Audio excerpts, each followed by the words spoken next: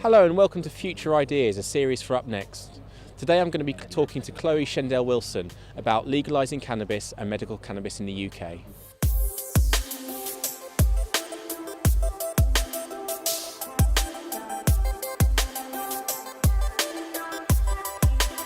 So Chloe, what's Volteface about? So we are a drug policy think tank, and we were set up a couple of years ago, just a few years old. We just think that the current policy in the UK isn't working, that the war on drugs has been lost, and we just want to start the conversation around something different. So we don't necessarily have set stances on actually any issues, but we want to acknowledge the status quo doesn't work, and we want politicians and other kind of leaders in this area to acknowledge that something needs to change, and we want to try and guide solutions, and especially from around the globe. So when you say the war on drugs has been lost, I mean, what do you mean? Why do you say that? Like, the evidence suggests, and we all kind of know anecdotally, that drug laws don't stop people from taking drugs. Like, if someone wants to take drugs, they'll take drugs. Like, there's nothing you can possibly do to stop it, and having them as illegal isn't a deterrent anymore. And just particularly amongst young people, a lot of the work we're doing is around cannabis and young people, and they can access cannabis easier than they can get alcohol. It can be detrimental on their mental health because the stuff on the street is, because it's illegal, it's in the hands of criminals, and it's not proven to be safe for you as opposed to a kind of regulated market. So we just believe that the global status has shifted on this. Almost, North America, a lot of other countries in Europe are way ahead of us in sort of drug policy. And I think as a kind of liberal country that we are, I think it's time we believe at Volteface it's time to acknowledge that this status quo doesn't work. So what kind of sort of models do you think are good? Because obviously I sort of know them roughly. There's obviously California have done stuff, other US states have done stuff, Canada's doing something, Portugal's done something as well. I admit I don't really know too much about the detail, but what sort of models out there do you think are interesting? Portugal's obviously interesting in the sense of they were the first ones to ever do this, and it was a long time ago as well. I think it was in the 90s, if I'm right. What did they do? So they had a big problem with heroin, and so as opposed to criminalising people that were heroin addicts, they decriminalised basically everything, and then that allowed them to not have the barrier, so they then could interfere and help heroin addicts, and basically people could start being referred to treatment centres, to clinics, to health. They were the first country to treat it as a health issue. So in decriminalising all drugs, they stopped criminalising basically vulnerable people, and then they allowed these vulnerable people to get the help that they needed. But I think what we think at Volteface will be interesting over the next 5 years for the UK to look at is the Canada model around cannabis. Just because Trudeau was elected on a manifesto basically where he said that he was going to do this. So he almost, you can argue that he won the public engagement argument because he was elected with that on his manifesto. And they are differing to California in the sense of places like California and Colorado are kind of typical American, like it's very market based. So it's, you could go down the street and there'll be lots of adverts for cannabis and stuff. Whereas Trudeau has basically made this argument, this is about young people, this is about protecting our kids. Our cannabis laws are not helping our children. It's impacting on their mental health, they can access it easier than alcohol. A huge problem with crime amongst young people. So what Trudeau's done is he's basically taken the market out of the hands of criminals. So if you're caught dealing cannabis now, going forward, you'll be put up into prison up to 14 years. So it's basically ruled it out. But he hasn't allowed the market to kind of drive it either. It's going to be very boring to get cannabis. You have to go to a dispensary, no packaging, no advertising on packaging, no kind of commercial incentive in it. So he's basically taken the market and put it in the government's hands, and in doing that, it's aiming to protect kids. So would you be able to have choice of different types of cannabis in Canada? It almost would be like the same as alcohol. Okay. So from cider up to whiskey or whatever. Okay. You will be able to access different strains. You'll be able to choose what you have. But the aim is to stop children from having it. So why do you think that's a good model, better than Portugal, for example, and better than California? Because if you decriminalise, California, because I think it's kind of, I don't think that would work here, and I don't think we are quite a conservative country naturally, kind of in our nature, I think. And I just think it just wouldn't work. So you think selling it as a product is going too far? No, I think selling it as a product is fine, but as long as it's done with all the precautions around. Okay. So what Trudeau's doing is putting the money raised in tax back into youth centres, he's ensuring that education is going to be improved. He's improving on sort of treatment centres, he's putting to addiction centres. So the money that he raised in tax, he's using to target the problem and to target what are the negative impacts. Why do people become addicts in the first place? Why are young people dealing in the first place? You know, what resources can we be doing to improve them? So I think Trudeau's model, I just think it works better here because we're quite a similar kind of culture, and our attitude towards drugs I think is quite similar in the sense we're all quite conservative. And yeah, it's just sensible. Whereas I think in the States, I think they're going to have to reel back, and they already are. They're kind of having to reevaluate already because it's kind of run right a little bit.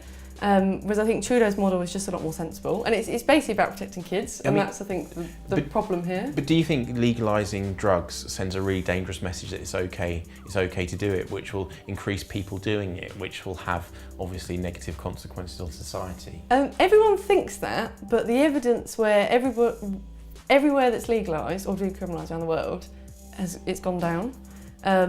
So crime has gone down, use has gone down. And use amongst young people in particular has gone down. So we've got a report coming out next month, which basically over the last sort of 6 months we've looked at the situation here around cannabis, around recreational cannabis, and the evidence suggests here so in the UK currently you only have to have 1 hour of drug education by the time you leave school. That's all you have to have. And basically children can access it easier than they can access alcohol, and the strains they can access, because it's all criminalised, the strains are all proven to be really bad for the mental health. Whereas a regulated market, you would be able to have control over that. So you keep people safe, just like tobacco, just like alcohol. Yeah. You know, it's just the same with moonshine. You know, when the prohibition ended in America, you know, that results, you know, this improves things, it improves people's health, it improves people's safety. So, yeah, the argument against decriminalisation is decriminalisation solves half the problem in the sense of you can help vulnerable people who might be accessing these drugs and treat them better and give them proper services that they need as opposed to treating them like criminals. But it doesn't necessarily keep people safe because people don't know what they're taking still. People are still accessing their drugs out of the hands of criminals, whereas if you legalise, you have control of it, and you can. I think particularly the Conservative Party, we have a duty to, with the party we pride ourselves on people's security. Quite a few politicians recently, Sadiq Khan being one of the main ones, have said middle-class drug users have an ethical responsibility to stop using drugs, you know, for causing the war on drugs themselves. I mean, do you think he's right? I can see their take, and I can see where they come from, because it's like anything as a consumer. You can either consume things ethically or you can not. And that's the same for anything. That's just not just drugs. That is the food we eat. That's the clothes that we buy. You know, we know what we're buying, and we know what we consume, and we know if it's ethical or not. But I believe, well, firstly, when it comes to drugs, my personal stance is that I'm quite libertarian. I believe that people should be able to do what they want. They have personal choice, and I think the government's the best role they can play is around education, and as long as people are informed about what they're doing, then it's not the government's choice to interfere in their lives. That's my personal opinion. But around the market in general, around the drugs market, is because it's not regulated and it's not legalised, there is no ethical market. So the reason why the market is so unethical, well, to the extreme it's completely unethical in so many senses, is because there is no regulation and there is no safety in place, and there is nothing regulating it. So consumers don't have an ethical choice. So consumers are left with an unethical choice or nothing. So your argument is that the government needs to come in and make sure that the consumers do have an ethical choice in this area. Well, yeah, I believe just like anything, just like in any market, literally in any single market, I think as a consumer. It's obviously up to the consumers to choose how ethical they purchase whatever, but I believe it's the government's obligation, to make sure that safety is that they're protecting people's safety and people's security, and that can be anything. In another market, I think that's ensuring people are paid properly or that safety standards are high, and I think in the drug market, I think it's the government's responsibility to make sure that maximum safety is ensured. So I see where they come from, and I understand their point, but I kind of think they're politicians, particularly that say that, I think are deflecting the responsibility for themselves. Because yes, people have a responsibility to think about what they buy and what they consume and the impact on others, but politicians have a responsibility, in my opinion, to ensure that markets are regulated properly and people are kept safe. So yeah, I think politicians that say that, my opinion is that they're just deflecting from their own responsibilities. I'd like to move on to the story of the Calderwell family, because obviously that was in the news recently, and you and the people you work with were involved in supporting the family. So, could you just tell the story of what happened? Yes. So obviously we were just Volteface doing our own thing, and Charlotte approached us. It's only a matter of months ago, it's not even that long ago, and just told us her story, and she was willing. She'd done a lot of work on her own campaigning, so she didn't just come out of nowhere. In her local community, she'd done a lot of work on this over the years. So what, for those who don't know, what was her story? Oh, so Charlotte Calderwell has a son called Billy, who has a severe form and like a rare form of epilepsy, like many families in over the world that have to deal with this. But a medicine that she found that she can access, which was successful in stopping his seizures, is legal in Canada and is illegal in the UK. So she's been campaigning on this issue for sort of a long time, locally, and sort of raise awareness among there's a whole community of a lot of people who use cannabis as medicine or use cannabis oil who advocate for it to be legalised. And she was kind of active and part of that community. And she has no interest, by the way, in like recreational cannabis. No. Any journalist should just be like, I'm not interested. And so anyway, her story was she came to us and she said, I really need help with this. And she went over to Canada to access her medicine, came back with how many bottles of it, but being a very kind of law-abiding citizen, declared it at customs, and it was confiscated, obviously, because it's illegal, this medicine that's legal in Canada but illegal over here. And she was basically, in a sense, punished for being a law-abiding citizen by actually declaring what she was doing. Yeah, because she wanted to play by the rules, and she didn't want to put her foot wrong or anything like that. But she also wanted the best for her son, of course. Of course, and like any parent would. Yeah. So she came over, she declared it at customs, and then basically what happened was it got, like, her medicine got confiscated, and that was the start of our intervention, really. We helped kind of get her in the media, we just helped kind of this campaign around it, and we just kind of supported her throughout.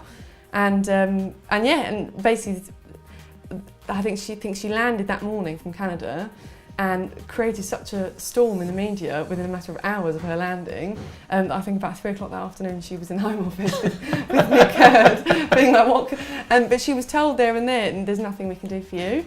And then 2 weeks later of this campaign, she was told that she could access her medicine. I mean, what do you think it was about that story that basically caught people's imagination? I think just the humanity, I think just as soon as it's a real life story, and I mean, she was purely acting, there was no sort of vested interest with her, she was just purely acting out of doing the right thing for her son, which I think we can all, relate to.